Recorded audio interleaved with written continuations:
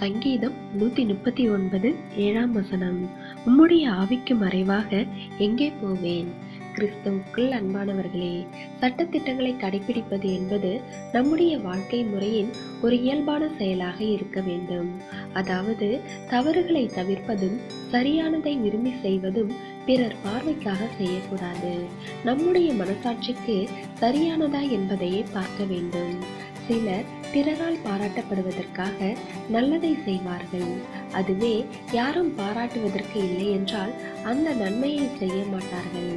அதே போல சிலர் யாரும் பார்க்கவில்லை என்றால் தவறான செயல்களையும் செய்வார்கள். ஏனென்றால் சரியானதை செய்வதும் தவறானதை தவிர்ப்பதும் அவர்களின் வாழ்க்கையில் இயல்பானதாக இருப்பதில்லை. உதாரணமாக, யோசேப்பு யாரும் பார்க்க முடியாத இடத்திலும் தவறை செய்யாமல் அதை தவிர்ப்பதற்காக போராடினான். ஏனென்றால் அவன் தேவனோடு நல்ல ஐக்கியம் கொண்டு தான் தேவனால் கவனிக்கப்படுகின்ற நபர் என்ற உணர்வை பெற்றிருந்தான்.